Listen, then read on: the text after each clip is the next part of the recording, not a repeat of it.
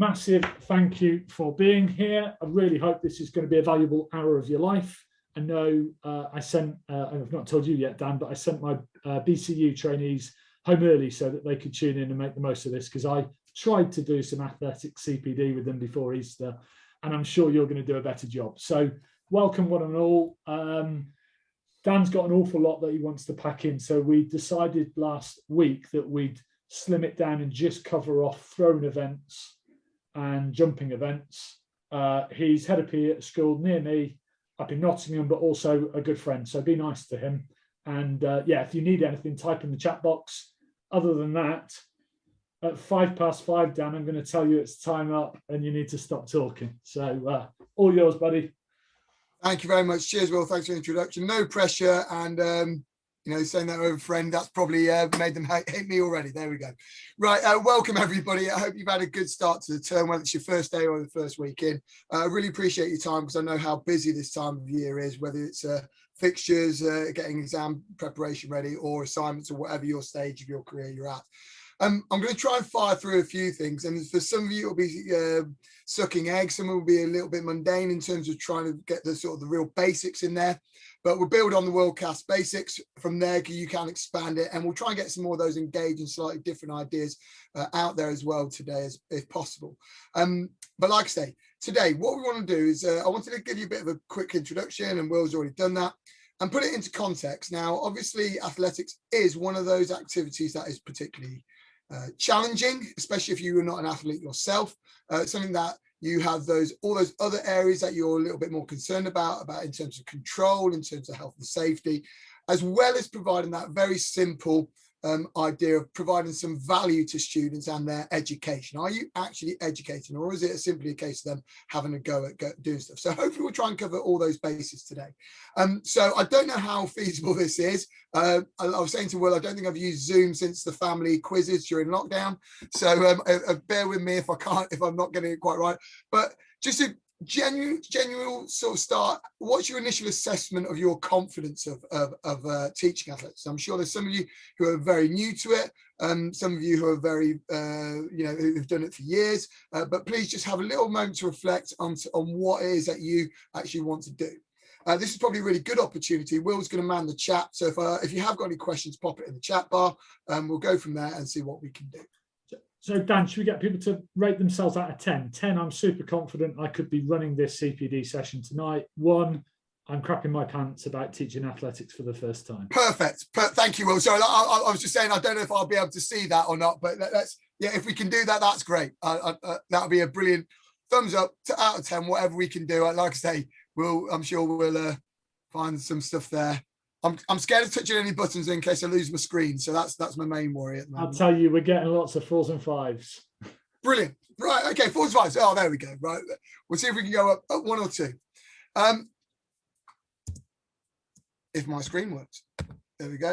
Right. Okay. So we're going to look at thrown events first. I've linked them into the teacher standards. So if you want to use this, and as I said to Will, the recording will hopefully be of a good enough quality for you to refer back to.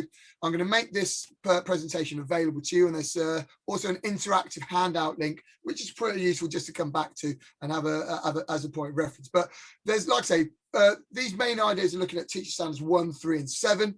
So I want you to have an idea about safe practice, the techniques included in the thrown events, so the grip, approach, release, and follow through, and then how to engage students, as already mentioned as well. But we'll start off with, like I say, the basics. Safety first. This is always going to be your priority. And I always start off my sessions by saying to students, this is probably the most dangerous thing that you'll do whilst in school. We talk about a bit of design and whatever. So it's really important that you are safe. And the next 2 slides are there to help you with your planning and the delivery of those sessions with some simple acronyms for you to think about. So steps. Think about the space that you're using. Now, if you're like me, I've got very limited indoor space. So anything that we could do in a wet lesson becomes limited.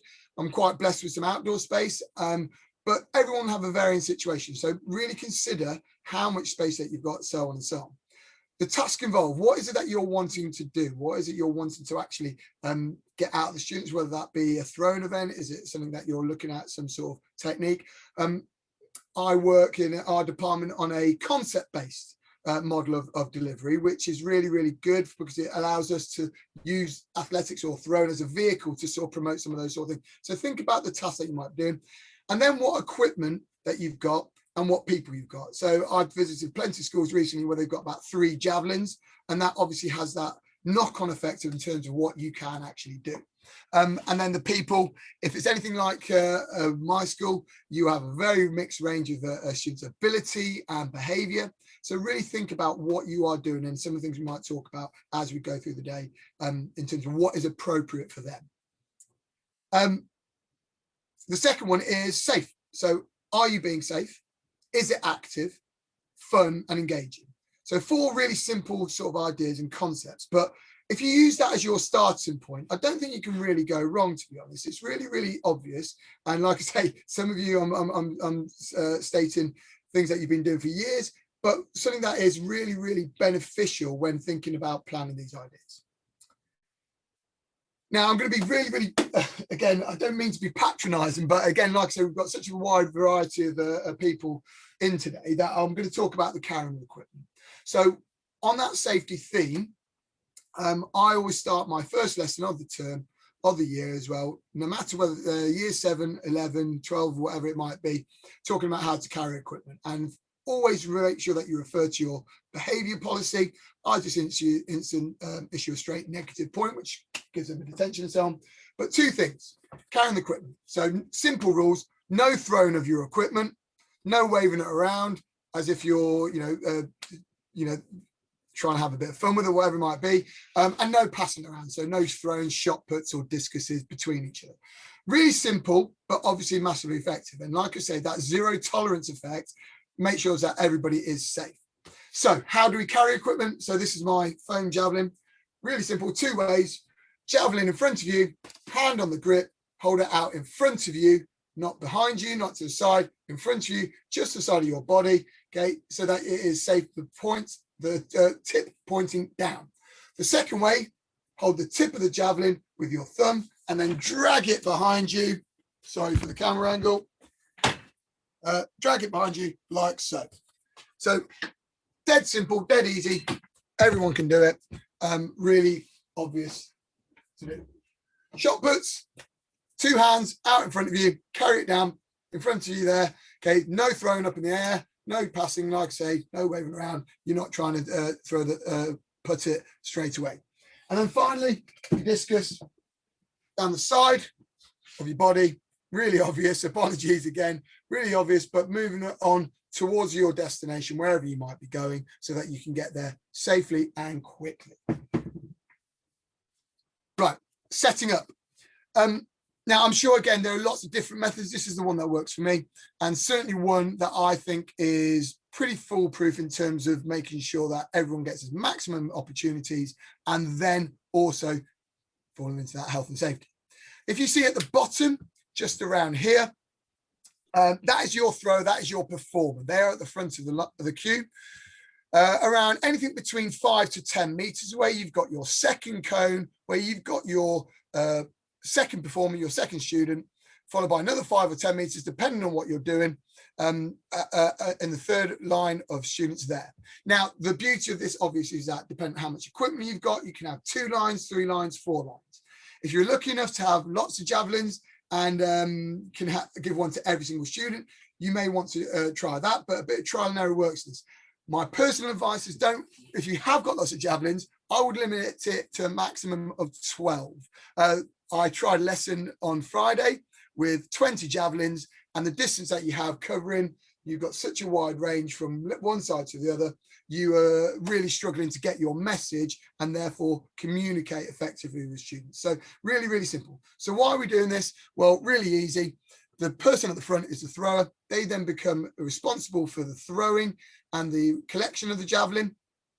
The second and third people can then be either engaged as an analysis or in some other sort of peer assessment that you might want to do, so that they're always doing something. They're always in that safe manner. So equipment you'll need: cones, javelin, and whistle. And then the commands, really simple.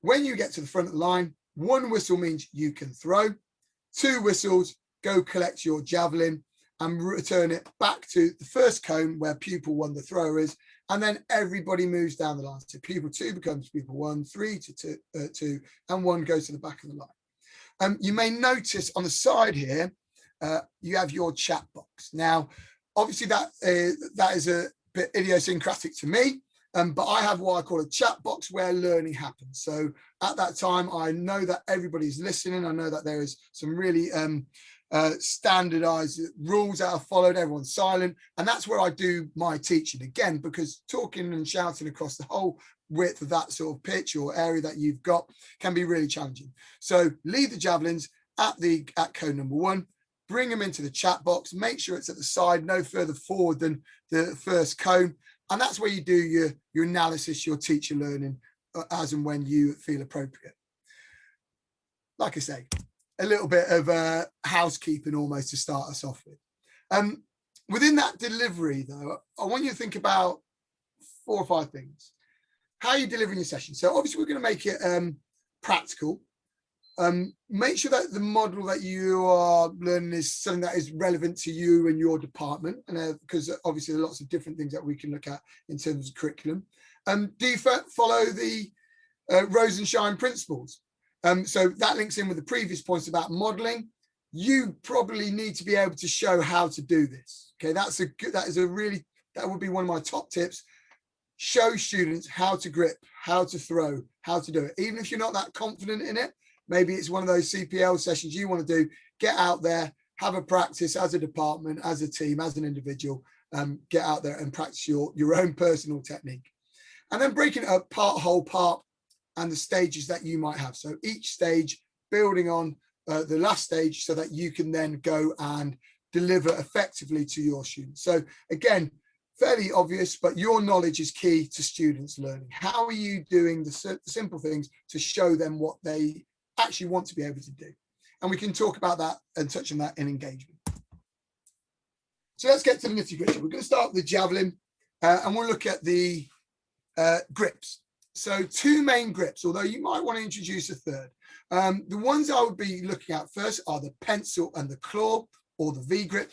But one simple thing is make sure that students feel comfy. So a lot of them will just hold it. A lot of students will just hold it very easily around the middle. But try and encourage them to experiment with those 2 areas. So again, like I say, we link it in with our concept curriculum about trial and error and failure and so on and so on. So the pencil grip is really simple. I'll touch on that in the next slide. But the discus and the shot as well have their own unique grips. So what are we looking for? Pick up your javelin from the ground or have it in the ground, and we want to start our grip. So very simple. If we imagine this javelin here is placed in the ground, for your pencil grip, I just want you to slide your index finger all the way down until it hits the back of the grip. Okay, so when it gets to the grip, that's where your finger stops. You've got to keep your finger there. So make sure that that finger stays there and the rest of your hand wraps around the rest of the grip. Your finger's stopping at the top of that javelin grip there. That's your pencil, okay? That's to provide support and to provide an actual help with the release later on. Okay, so we're looking at that, that finger staying there. If you're going to do the claw grip, start with your bunny ears. So we've got our bunny ears here, year 7, 8, so you like the bunny ears, 9, 10, 11, depending on the level of variation that you get, have a little look there. But we're bringing 2 fingers, bunny ears, down over the javelin shaft until it gets to the grip again. Your fingers stop at the grip and it rests on your palm, okay, on the middle of your palm. So think teaching points, think some very simple things, sitting in the middle there, fingers at the top of the grip, claw/V. Okay, sorry, like I say, we'll see how that works there. No, that's cool. We can see, Dan. That's all good. Right, take out the ground, but then we start talking about where the javelin goes. So we're going to go in the grip position, sorry, in our starting position with the javelin level with our eye line, like that, nice and straight. Okay, so that would be where I'll be looking at with the grip. Number 2, the discus. So very simple. Palm out in front of you, place your palm, your discus on your palm, and then we're wrapping the end, our end knuckles. Okay, I should know where we'll go there. Round like that. Okay, so that's a simple thing. Now, The challenge obviously is younger students, small hands, dependent on the weights and the weight that you have. Okay, all that information can be found on the English schools ESAA website. So that's posted on the handbook, handout, sorry, place it on there. But as students get older, the discus gets bigger. It's actually always tends to be just slightly too big for students' hands. So get them to make sure that they place it down like that. Once they're doing that, see if they can just hold it down by their side. Okay, so discus down by the side, holding like that, holding like the handbag. Okay, once we get to that stage, that is our very simple grip. Okay, we're going to try and make sure that they get that position all the time. So always as a bit of a safety teaching point, from my point of view, is where, especially when we're teaching initial grip and technique, is show me your grip, and that whether that be for the javelin, the discus, or the shot. Grip with the end of the fingers, rotate so the arm is resting on the side of your body. Simple and effective. The shot. Ooh. Right, so shot put, dirty fingers, clean palm. So we're looking to get that shot gripped with our fingers there, okay, not in the palm of our hand. Okay, hold it with your fingers and grip it tight. Sounds simple. They're going to chuck it like that there, and we need to get them this idea of putting it, not throwing it, putting. So remember, we're placing it in the small of our neck between our jaw and our shoulder, just here, nice and simple, so that we're getting that dirty neck again. Okay, really easy, making sure that they check the grip. So again, teaching points for you to consider. If you're in your chat box, maybe take a couple of extra shot puts with you in the chat box so that you can then get them to model. You model their practice, you check their practice, cold calling, whatever it might be. And we'll touch on that a little bit with questioning when we're looking at assessment. But always reiterate, always get back to it. Talk about the basics, talk about setting up through processes, then doing part one, the grip, then looking at how they release, and so on and so on. So fingers crossed, that should give you the confidence to crack on and go with that. Nice, simple. Right, the release. So we've got 4 points we want to look at that are common to, or common language to, all three of the throws. So keeping everything in line, the angle of release, the point of release, and leading into the follow through there. The javelin. Now, I'm really conscious of time. I know that time is precious. But again, on the handouts that will be given here, these are actually little videos that will help you there. I'll probably put this one in, but we may skip through a few of the ones later on. But if there's anybody who's got any questions of it, or say, oh, I really want to look at the discus or the shot put, just give Will a quick shout and we'll go from there. So the javelin, we've got our grip now. Apologies. We've got our grip sorted out. We've got our javelin at eye level. We now want to start encouraging this release point. This is how we actually release javelin. So we're starting off with a simple, simple stance of a standing throw. And remember, we talked about the whole part. You don't want to just go in and let people have a go. So number one, we're taking a step forward and bringing out a long arm. So those of you with at GCSE and A levels, think of the biomechanics, how you can make those links in with the actual movement, where you're actually, how you're actually doing, what the difference is, but get that long arm. That is the important teaching point there. Make sure we're sideways on, and our non-throwing arm is at the angle we want to throw at. So if we're pointing our arm up there, invariably the javelin is going to go up. If we're pointing it down, it will go down. Again, personal things on that. I always get students to look at throwing the javelin straight down into the ground as their first, almost like their warm-up, so that they can get the idea of getting the javelin down in the ground and thrown in line. So the success criteria that I use with that is that if the javelin is pointing directly back at me, I've performed a good throw. I'm in line. My body is there. I'm able to throw it there. Instead of chucking it a long way to start off with, start off and build it up.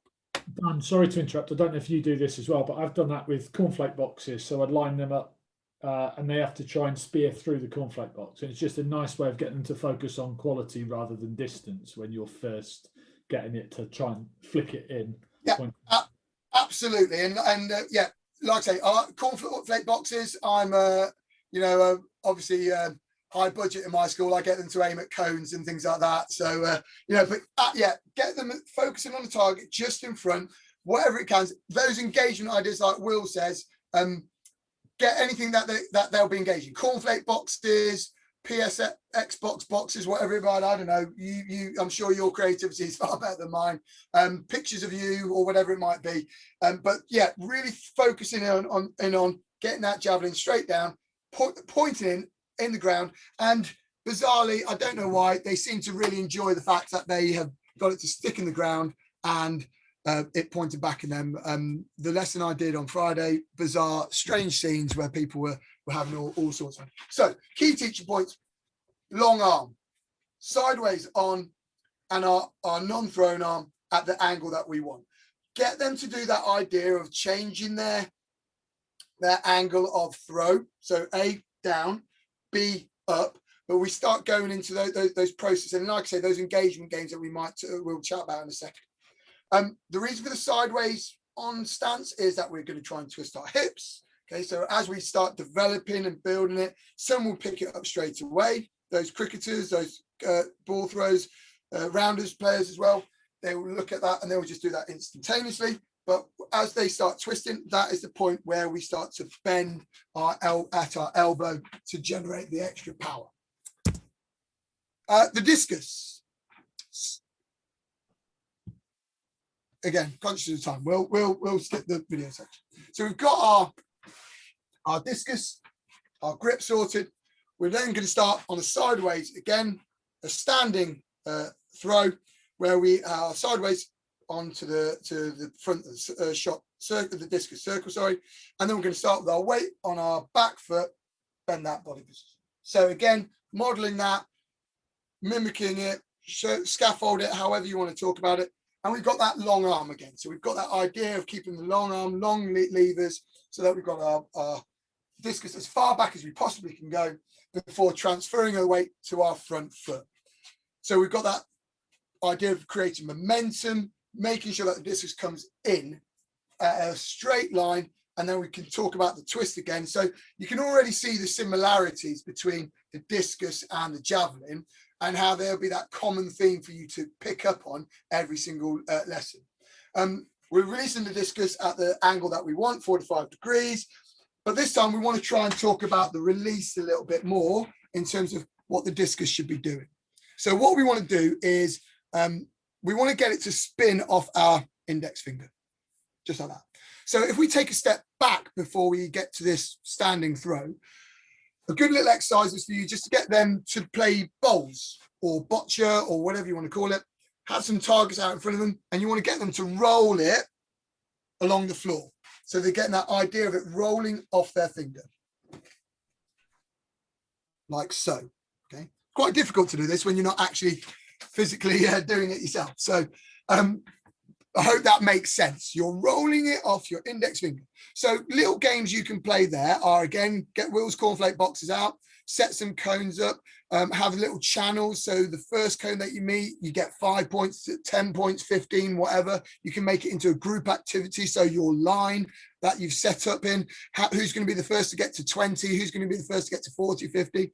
And then you can do the other one as well about who gets it the furthest. And just little things to keep them going throughout the lesson.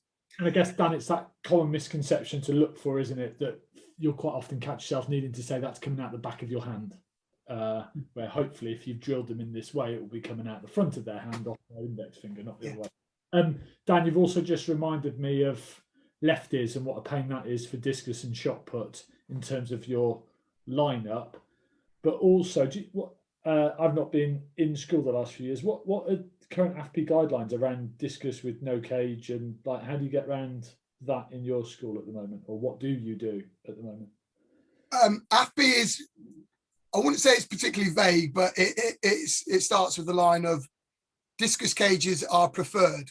So that obviously sets the tone for it. The reality of it is that I will always have I will have the same lineup. And this is going to be some of the variations I talked about. Knowing your group can be really important, because what you may end up doing is just doing one person at a time. So you'll go down the line, throw. so that you've got that individual. So there isn't that shot put less so. Out of experience, I've found is less of a problem, but you just have that line going across so that you haven't got people, like I say, throwing out the back of the hand and you know, skewing it off into odd directions into somebody's channel. Or a left-hander in the middle of the group that makes it hard for you to see and for them to be avoiding each other. Yeah, I mean, the honest thing with it is, Will, is that obviously it all depends on your group size. So the manageability of what you've got. So I think the 2 slides at the beginning about your preparation really informs how you do that. I think the most practical advice I can offer is be sensible. Don't take the risk. But you know, try and think about putting your left-handers together at the same end of the, if you can identify that, and look at those areas. And then when you get to, as you get higher up in terms of the technique, when we talk about shuffle and spin and all those sorts of things, that's when you really need to make decisions. And I was going to talk about the cage, etc. at that point there, because the standing, less risk involved. The higher the standard and quality, the higher the risk.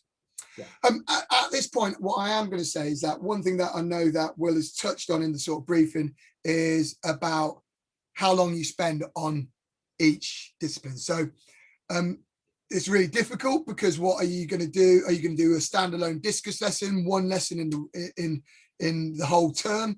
Are you going to do more? So obviously the more you do, if you have 2-3 hours available to a whole class, that's great. Are you focusing in on some of the higher performers in your athletics clubs? So therefore you're getting the more detail and the more knowledge for them to do as many, you know, refine that technique a lot. So really think about the level that you're coaching or teaching and who to, because like I say, there's some common themes between the throws, but at the same time, you may want to spend more time on it. I've already made a decision that I want to spend at least 2 hours on each one, whereas in previous years, I've done 1 hour. So I just want to get into more detail about each of the events rather than anything else. Right, moving on. The shot put. So we've got our grip again, and the good thing about that is it's really similar to the discus. We're going to keep our same technique of our weight on our back foot. Weight on the back foot. Make sure that we've got those grips connected. Again, teaching points for you to consider. Are you reaffirming that? Are you giving them a checklist? Is your grip right? Is your body position right? Are you able to transfer your weight? I want you, Johnny, to do this. I want you. Think about those little, really simple things that we take for granted, but make a big deal of it. That's the strength of our subject. We are brilliant at modelling and providing checklists for students to do. And I sit in lots of CPL events and teach meets and all sorts of stuff at my trust, where we keep on getting told to do this and we do it automatically. So, but keep on going, be conscientious of it. We sometimes don't give ourselves the credit that we deserve about it. So keep the shot within your neck. We are putting. Anything away from the neck becomes a foul throw. So really start drilling that in early. Shot really close to the neck. Bent knee on your back foot. Okay, make sure that weight's there. We're then just bringing our arm at the angle we want to go, and then we're having that bent arm. And this time we are going trying to keep in line again, but we're keeping it straight. And our arm extension at the end is the important bit. So we're transferring the weight from our back foot to the front foot, twisting the hips as we go around first. So coaching point here: twist hips first, okay, then your arm, then your throw. You're trying to do it almost simultaneously, but it's that very slight movement first there, like that, before you start the extension of your arm.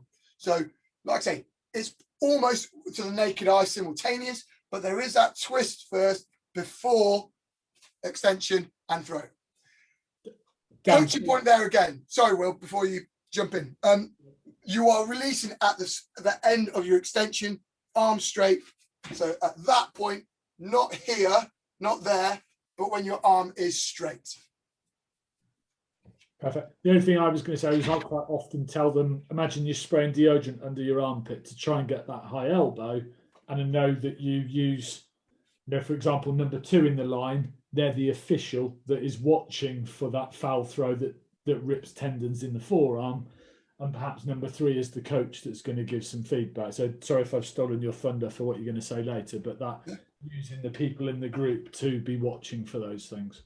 Yeah, absolutely. And like I say,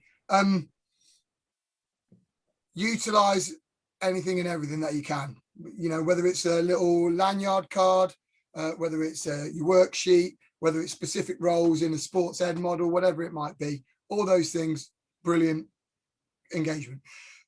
Like I say, I'm going through some of the basics at the moment in terms of what we're looking at in terms of technique to teach.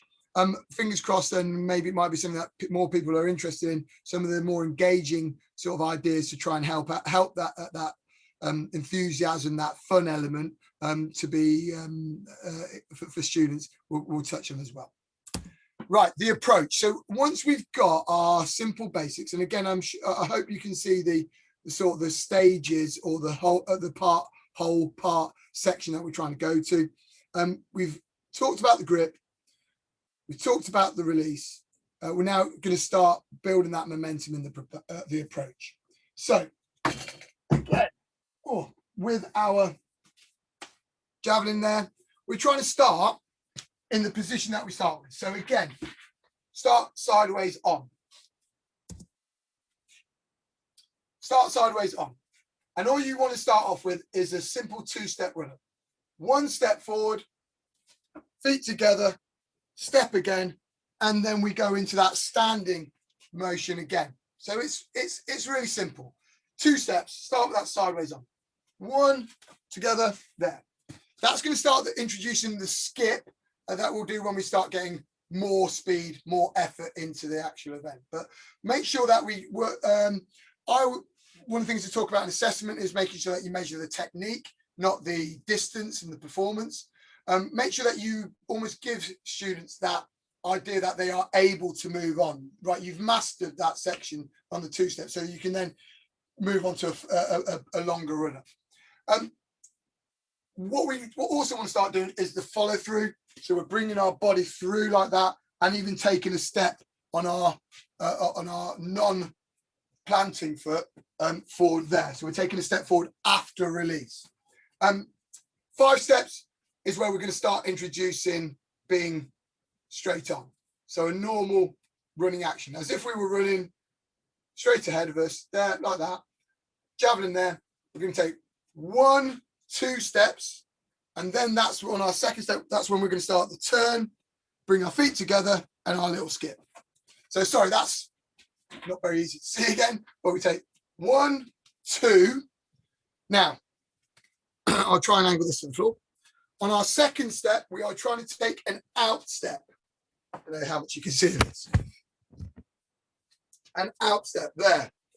So my toe is pointing away, not in line towards the direction I want to throw it at. We're pointing away because that allows my body to start turning.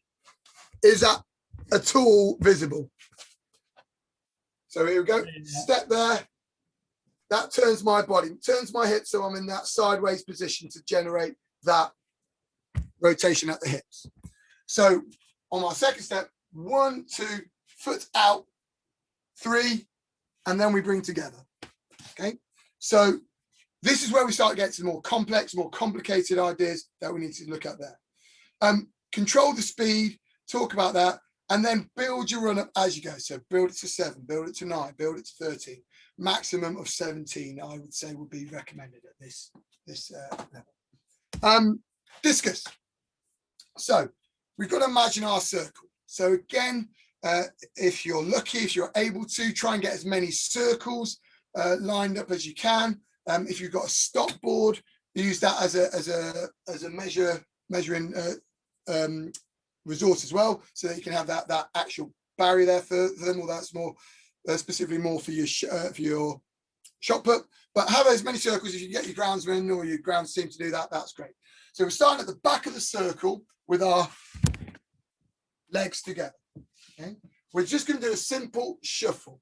So a simple shuffle here. 1 step, feet together, step forward again. Really easy. Okay. Start with the knees bent, nice and low, one step together and there. The skip is what provides the momentum and the speed. Okay. 1, 2, and then we're in that position there. Good. Happy? Yeah, got that. And Dan, do you get your ground staff to draw lots of circles on your field for turning circles? Yeah, so I have a line of around 10 circles. Depending on which grounds department that we have, whose contract at the time depends whether or not we have the right size circles or not. But I'm sure everyone can feel the pain in that one, not just me. But the important thing about that is having your circles, there, everyone at the same time, or as we talked about there, going one at a time. And the speed is from where we start the skip process and building it into that explosive area. So again, nice little links. Any of you do things like knowledge organizers or link it in with things like components of fitness, why is power, why is muscular strength, etc. important? They're the areas they're the extra teaching points that you start to look at. I'm going to touch on the spin. So I used to be an athlete myself. Sorry, this is not blowing my own trumpet, but and having taught for quite a few years now, I've only ever seen 3 people do the spin, and it's actually been worth them doing it. So it is high end. It is for your really highly talented students, but you can give it a go. So in your circle, you're going to start in the same position, except this time, instead of taking 1 step forward, you're going to take 1 step to the side, and it's a short step. So what you're going to look at is move to the side of your circle. Step to the side. That's where we start the pivot. So we're there, we start the pivot so that we bring our other foot, our right foot for me, because I'm right-footed, at the front of the circle, and that's where we're going to bring that there. You've got to go in stages in this one. It ends up all over. So like Will said, you need to have your shot cage, your discus cage, in this, because this is going to end up forward, backward, all over the place. In your PE lesson, this might not be possible, but definitely for your athletics club, your teams, whatever it might be, this might be where you want to give it a go. So start in the same position, crouching at the back of the circle. Step to the side, start your rotation away there. You then step in with your right foot at the front, and that's where you're going to rotate. Small space in my office, I nearly came a cropper there. Okay, so spin technique is complex, is difficult, and certainly not for all. There is the difference between a simple shuffle and then the spin. It takes quite a long time to get to the same level, I would say. So it's one of those ones that you talk collectively about and see what you can go from there. And again, good news, discus, fairly similar. Legs together at the back, crouch, back facing the front of the circle this time. So you're showing the back to the front of the circle, and then we're kicking out, bring legs together, and then we start our rotation again on the skip phase. So step together, step, twist. Okay. I apologize that it seemed like I'm skirting over the shot put quite a lot, but again, the similarities between that and the discus in terms of the movement across the circle, like in a glide or a shuffle, is really similar across with both of them. So grip again, back facing, start nice and low, push out there, legs together, and start the rotation when we're bringing our body round from the back of the circle. The spin again is very similar. So we're going to start again at the back, step to the side, start our rotation, and then round again. Round again. So be aware of distances, how far people back are. Again, make sure that everyone is in a safe position there. Everyone happy? Right. So I'm conscious of time because we've still got to go through a few other things. But in terms of assessment, measure the technique. Use your questioning to check the knowledge of others.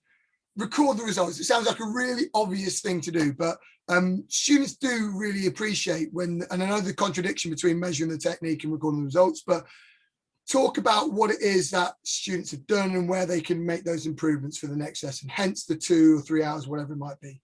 Personal feedback, And then cold calling isolates students in terms of the key points that you wanted to make. How do we hold the shot put? What's the safety element? How do we do a shuffle? And so on and so on. And bring it out into that area there. If you haven't done cold calling, look it up. It's a very useful technique for checking, learning for everybody. But just build that thing through and then maybe have a little look at that elsewhere. Engagement. So we touched on it earlier. Try some little games. Target practice. We do the darts championship. So we have a bullseye in the middle and you just create a little set of cones, or again, Will's cornflake boxes are a target, and then certain areas where you can go to. So using your setup technique, think about that. Think about how you can adapt it to meet the needs of your students. Think about doing it in teams in your lines. If you've got 2, 3 people, 4, so that you're actually engaging everybody in it, not just your top end students, but you're making it about everybody's performance, how you can then put in that peer coaching element to the sessions. 2 things I would really recommend are getting the video delay app. So I think it's the PE Geek, Jared Robinson, his seems to be the best. So what you end up doing is in your chat box, if you're lucky enough, I might add that's not afforded to everyone, get your iPad. You can get your non-kitter or have it on a tripod, whatever it be. They start videoing people's performance on a station thing. When they come round, 20, 30 seconds later, it's a lot like Dartfish, an easier version of Dartfish. They go and watch their performance because that visual representation, that visual checking of their own performance is really, really powerful in what they do. Huddle as well, or Coach's Eye, if that is another good app. Most of us will now probably have some sort of VLE. We use Teams, so I just make a little video or have someone doing a little video, drawing all your lines, pretending that you're Gary Neville on Sky Sports, and then we just post it onto Teams as part of their homework, engaging them in that flipped learning process potentially. That's the one. Yeah, really good. And the beauty of that video delay app, by the way, is that it's got 4 screens. So it's not just one. You can time it so that you have 20-second delay, then a 30-second delay, so students get to see themselves multiple times. Obviously, you've got that idea as well of just having a non-kitter worksheet, the peer-to-peer review, the coaching, the official. Teaching the rules is actually a really big thing, I think, in terms of the them knowing what a putt is and not stepping out the front of the circle and coming out the back of the circle. All those little things make a bit of a difference, and they're the sort of things that students do actually tend to remember when they become a little bit more proficient at the technique. Creating a video, and then the really simple, easy winner is setting out where the school record is, your year group record is, the world record is, because it gives them that guide, that idea. And especially with something like the Javelin, when you start getting to 98 meters odd or whatever it is, they really realize what a long way away it is and how impressive some of those performances are. Right. I'll touch on this at the end because I appreciate we've got some time, but we've got to get onto the jumps. Is there any questions that people have got a burning desire to ask at this point? I think keep rolling, Dan, and if anyone's got questions, pop them in the chat box and we'll do all of them at the end, if that's all right. Perfect. So again, the first part of this is actually just setting the scene. So we'll move straight onto equipment. So cones, rake, tape measure, mini hurdles, garden canes. Simple rules around the equipment: no throwing sand, building sandcastles. That's just not part of it. Get that in early. It will happen. Nip it in the bud. Start off making sure that everyone knows what the situation is from there. So initial setup, a lot like the Javelin or your thrown events. The crosses represent students, with your jump pit being the central focal point. So what we're trying to look at really simply in this activity is trying to get this idea of building power and jumping into the pit effectively. So again, you need the cone, rake, whistle. Your commands remain the same. 1 whistle equals go, 2 whistles equals stop, get out, move back. And you've got your chat box in case you want to do any more specific learning. So all you want them to do in this initial setup, and this is for the long and triple jump, sorry, you just want them 2-foot takeoff, knees bent, using the arms, landing on 2 feet. The landing on 2 feet thing is really important because landing on 1 foot means that you are not providing a very safe base, and that's where you get your injuries starting to happen. So bear that in mind. Think of that as a simple rule. But 2-footed takeoffs, knees bent nice and low, driving up, arms going at the angle that you want them to go. So don't get them going straight up at 45 degrees, landing in. Next group coming in outside there. Every 3 or 4 jumps, rake the pit, have a little chat, give them a little chance to have a talk to each other. A really simple, quick, easy warm up, if anything, for them to get them in the mindset of getting into the pit. Alternatively, you can have them when you start developing run-ups, one behind each other. If you've got multiple lanes in for your jumping, make sure you have a really simple process: in, out the back of the pit, jump pit here, rather than coming straight back down the middle. Make sure that everyone exits either at the side or at the back. Really obvious. Apologies. I know it sounds like some of the most simple stuff, but often gets overlooked, and really challenge that behavior and that sort of attitude in terms of what they are doing. High jump, similar again. You're going to have people on the left-hand side or the right-hand side, depending on what foot they are, and we'll come on to that when we get into technique. But make sure that you're organised. Think about characters who work well together, characters who don't work well together, whether or not you want to move them about, and then think of that as a very simple process there, rather than just a free-for-all. Benches on the side if need be. I'm sure most of you will be more than au fait with what to do there. Now, the jump, we've got 3 areas obviously that we need to look at: the triple, the long, and the high. The 3 videos again are really good about how to teach the technique. So I will break them down for you really quickly, but please refer to them because I think there are some really good examples in those videos there. Flight. So we're looking at long and triple jump. So we want to try and maximize this idea of height and what we're doing there. So points to remember: 1-footed takeoff. It is a no jump if you do not take off with 1 foot. And this is at the introduction of my glamorous assistant. So I thoroughly recommend getting a doll. It is in my personal collection, I'll add, but they've become very useful. GI Joes are even better because they've got more movable limbs. These are great for good examples of showing students what you want them to do. So we are going with a 1-footed takeoff, okay, and we are looking to start driving our non-takeoff foot up in the air. Nice and simple. Both arms up in the air so that we've got the right angle of running. So as we're moving there, we're transferring. So driving up and bringing our arms together like so. So Barbie's running along, run, take off, driving leg up there. She's bringing that arm to meet the second arm there. And then we're trying to keep our upper body nice and still. So if I give a little demonstration here, what we're trying to do really simply in the air is keep our legs straight, like so, and our upper body straight and arms up. We are going to create a simple leg shoot.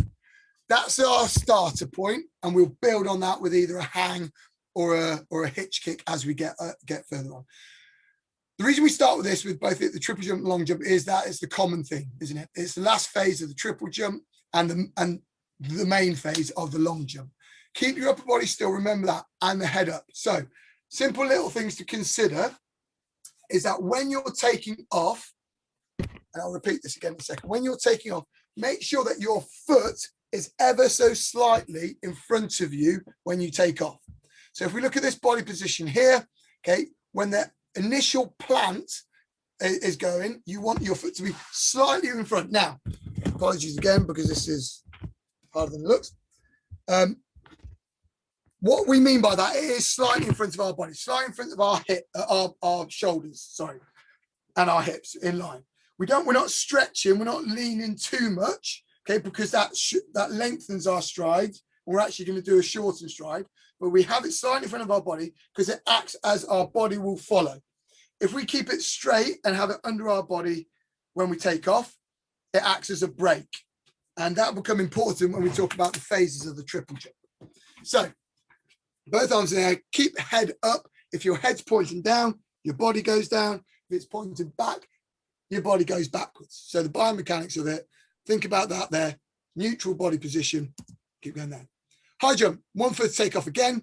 Emphasis on arching our back. Head extension as far back as possible to create a curve. So if you think about this naturally, leaning back like that, as soon as you do that, what automatically happens is our spine curves, which is the body position that you see in the picture there, that you want to try and ultimately achieve. I'll take this point as well again to say that we're trying to do the Fosbury flop here, not a scissor technique. So we're trying to teach that more advanced technique rather than a simple scissor. Head up as far back as possible, and then we're going to start the flicking legs up. So we'll look at the drill, how we do that in a moment. Landing on our back. So the movement starts there as we go over the bar, and then we're flicking our legs up. Barbie, where are you? Like so. So we're trying to do that. Head back, lean there, flick the legs up to put it up there. Sorry, it's Anna from Frozen. Flicking it up there, back over so that our body follows and we land on our back. Okay. Lots of students will land on their head, their bum, but we want to try and create the top of our back so that we roll onto the bed. The approach and run up. So whole part whole. I want to just actually take a second if I can, just to show this video, because this is the most simple drill to start off with for students in the high jump. Rotations. So I had them jumping into the pit, first hitting their butt. So if you notice, on your 2 lines, get them in there. You can actually get up to 3 or 4 people. This is a very simple, just basic roll. Introduce your sausage bar so that it's nice, soft landing. But we're trying to get them this idea of them putting their head back, landing on their, creating an arch. And then we start the progression here of starting to run up and so on and so on. Nice and simple, but going back to this simple drill here. Okay, jumping and rolling. Now you'll notice that they're taking off on 2 feet. That's a bit of something that you can't really avoid, but have a little think about how and what you might be able to do there as you're starting and progressing it on as you go along. Nice and simple, focusing on those simple parts of the flight. So run-ups. Again, we're introducing momentum. We're trying to decrease the speed. Now, this is where we need to start talking about our triple jump technique. So again, going back to the video there, we've got some very simple ideas about this. So what we're looking at for triple jump is that we are taking off, we are landing on the same leg, different, together. So the little saying I have is same, different, together. Same, different, together. Same, different, together. So you drill it into students that they are landing on the same foot, then building it in the step, which is a different foot, and then putting them together at the end to land in the pit. Relatively simple, but hopefully fairly easy to do. The video in the previous slide demonstrates it really well using a little mini hurdle. Introduce that or take it away and whenever you need to, because just getting the motion of it. So again, I would suggest everybody hopping, everybody hopping, everybody hopping, get the hopping phase doing, everybody stepping, and then we start adding them and joining them together. Hop, step, hop, step, hop, step, hop, step, hop, step. Simple, but can be quite effective. But here we go. Start with 3-step run-ups. You start with the opposite foot that you take off with. So I'm right-footed, so I start with my left foot in front. 1, 2, 3. On our 3rd step, that's when we're going to take off. You're looking at trying to introduce maximum movement. So there's no point doing it really slowly. We want them to go fast. Ignore the board. The board doesn't matter. It's all about the technique. So making sure that they're hitting and taking off at their maximum speed. We're looking to sink the hips. So this is where we take on our last step. we're going to sink the hips by taking a slightly shortened step. Not that stretch, but you're going to take a slightly shortened step. So 1, 2, 3, shorter, hit the board. Or sorry, should I say take off?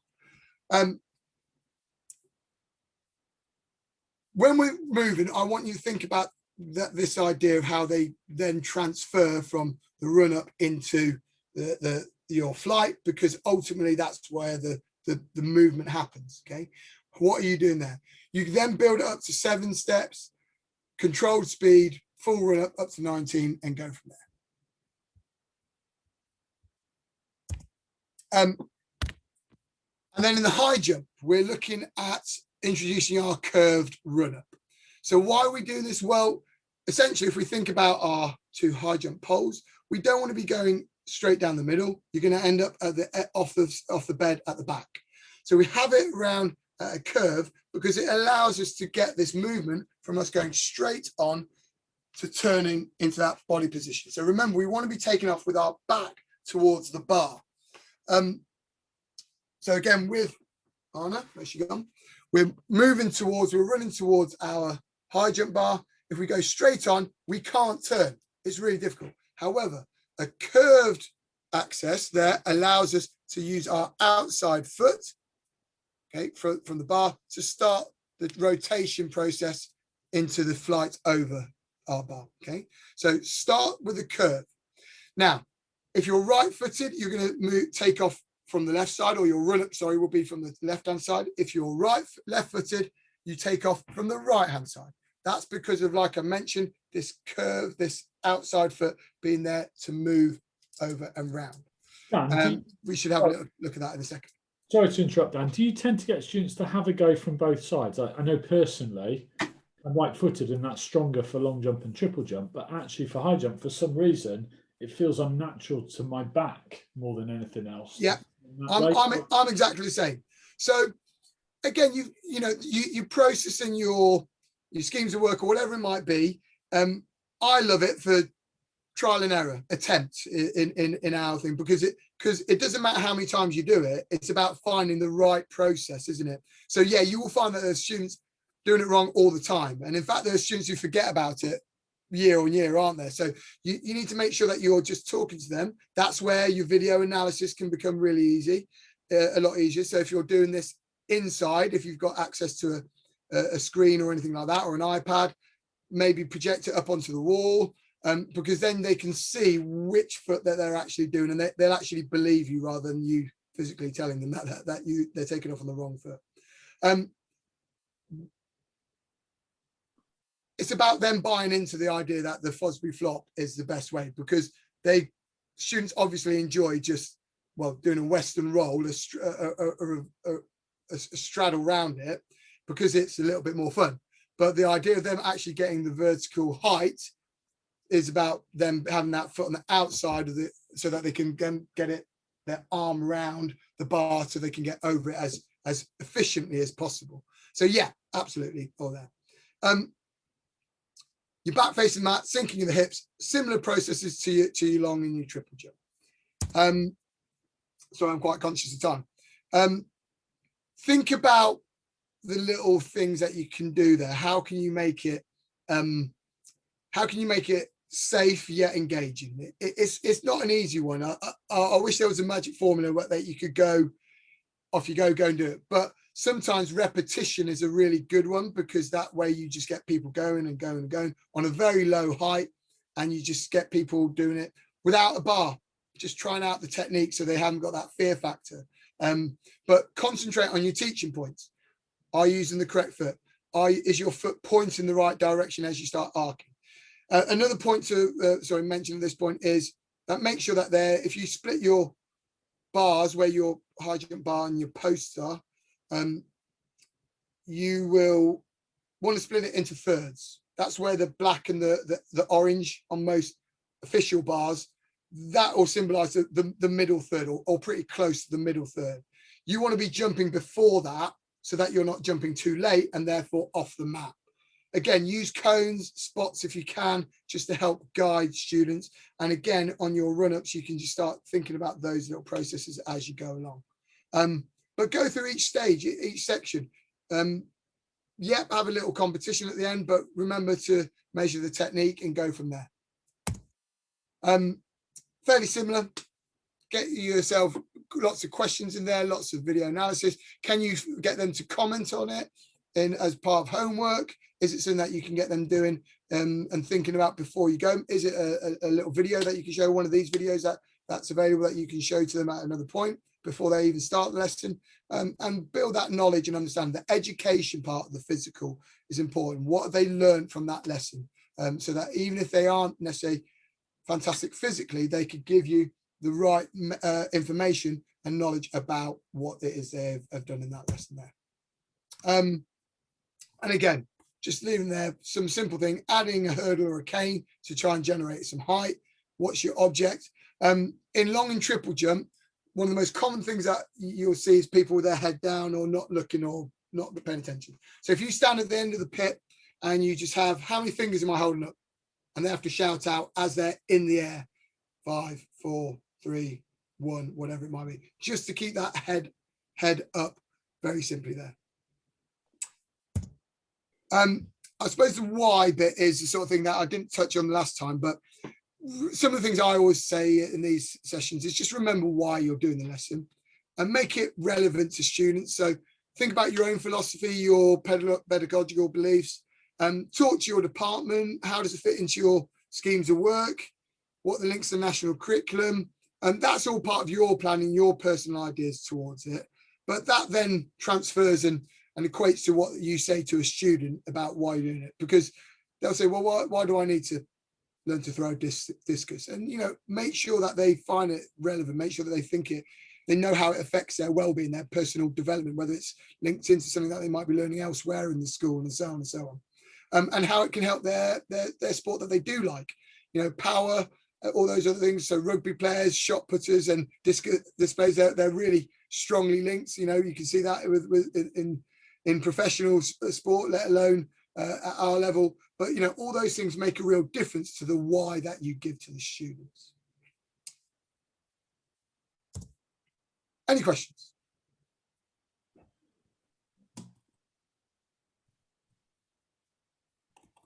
Listen, I appreciate that. Actually, the second half was very rushed, so I appreciate you sticking with me on it. If you do have any questions and you do want to get hold of me, I think my Twitter handle, I'm not a huge tweeter, but I'll certainly check in and will certainly answer to anything that you send me. So please feel free to contact me. And obviously, like I say, I think will make either the video available or the actual presentation and the handout sheet that goes with it available. So you've got that for your own personal reference as and when you need it. Wicked. Dan, massive thank you. If anything does come up in the chat box, I'll throw it at you question wise. But yeah, just to reiterate, it has been recorded. I'll send round a link later today or tomorrow to everyone who registered with the recording, the slide deck, and your really helpful Word document with some extra links and things in it. The one little bit that I was going to just wrap up with is this will literally be 60 seconds, folks. But I actually really like teaching athletics through a sport ed model. And I know that you use this sometimes as well. So rather than, you know, students that think, oh, you know, I like middle distance, but I hate sprinting. I like throwing, but I hate jumping. You know, very quickly they'll get into this siloed thoughts around, and you just touch on kind of philosophy stuff there, and, you know, you're helping them understand why they do it. And I just think, you know, we've got the Commonwealths this summer, so what a great time to be putting them into groups in week 1 of athletics, where you've got a mix of different abilities of students. So I tend to, in that kind of week 1, we have kind of trials and selections where they have to just in pairs work through at 100 metre, get a time down, 3-minute challenge, get a distance down that they can cover in 3 minutes. Long jump, get a distance down, and a tennis ball throw, get a distance down.